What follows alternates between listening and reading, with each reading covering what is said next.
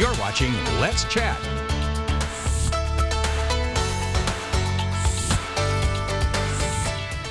CPR is something that is so simple, but many of us don't really know the first thing about it. Today, I have Twyla Lane to tell us all about Sudden Cardiac Awareness Month, and you also brought out a test dummy as well. So thank you for making the time to be here, Twyla. Oh, thanks for having us. So obviously, you brought out a visual aid this morning to tell us about the importance of this and really about CPR.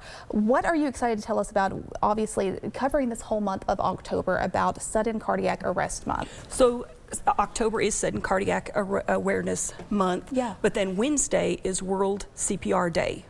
So the whole emphasis is sometimes we don't know the difference between a heart attack and cardiac arrest. So a heart attack is usually there's a blockage in your heart, but sudden cardiac arrest, as you think about a lot of our kids in school, there's at least over 200,000 kids each year that across the United States that will just faint, fall over, something, and we're not really sure. So it's usually a heart or electrical anomaly, and the really important piece is to recognize that. So if somebody recognizes that, is make sure they're unresponsive, make sure somebody calls 911. Also, if you have an AED, which is an automated external defibrillator, know where it is, because that will help. And then you just find the center of their heart and you just push hard and push fast. Wow. And that gives us a better survival rate. That is so awesome. And obviously this is something that is life-saving technique for, I mean, across all ages, for children, for older people. Is it the same technique for everyone, just the CPR in general? The hands-only CPR it is. Okay. And so in just 2 steps, with your hands, you can help save a life. So if you're not sure what it is, if they're unresponsive, just make sure you call 911. You can always pull your phone out. Hamilton County even has a text. You can text an emergency if you have it.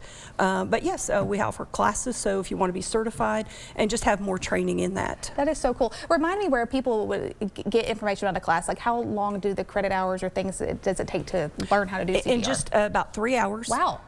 You can learn how to save an adult, a child, and infant. So if we got new parents, new grandmothers. We teach classes off of Shallowford Road, 5959 Shallowford Road. Our address is, our website is R CPR. We're also on Facebook, LinkedIn, Twitter. I think it's X now. I still call it Twitter. I was going to say whatever that is. But yes, we offer classes, and we're always willing to help somebody learn how to save a life. That is awesome. Remind me as well about what are the warning signs of sudden cardiac arrest, or some of the things we already kind of touched on. Usually sudden cardiac arrest doesn't have a lot of warning signs. Usually it's genetic. If you have a family history, somebody that's died unexpectedly, we're not really sure why. And that's the emphasis of knowing CPR, because a lot of times the signs of heart attack are we have that crushing pain, we get short of breath, but with sudden cardiac arrest, it's not always that way. It's usually just an arrhythmia, electrical part of your heart. And when one of those happens, we need somebody around us to know how to do CPR. Absolutely, and it really can save a life, and it is crazy that something as simple as just learning how the procedures for this is so important. What is the difference between a cardiac arrest and a heart attack? You might have already touched on that. So cardiac arrest is your heart has a blockage either in the front or the back. It means the plumbing system is not getting any blood anywhere. Where sudden cardiac arrest is still still part of your heart, but it's the electrical system piece of it. And then if you know the song Staying Alive. Staying Alive by the Bee Gees. By the Bee Gees, it helps make a great rhythm in your head to kind of keep that rhythm going. That is crazy. Do you know like the specific BPM or how like they determine that? It's 100 to 120 beats per minute.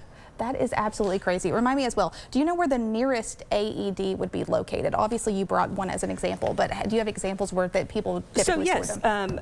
Here in Hamilton County and across most of our state, there's an app you can put on your phone called Pulse Point, and you could actually just log on to it and it will tell you where your AED is. Sometimes companies will have AEDs, but they're not maintaining it, or people aren't trained in CPR. So it's also important to have an AED, but also know how to use it and things like that. That is such great advice. Remind me as well, what are you really hoping people will take during, especially this awareness month, but on Wednesday, you said CPR Day. What are you really hoping people will take from this and the resources?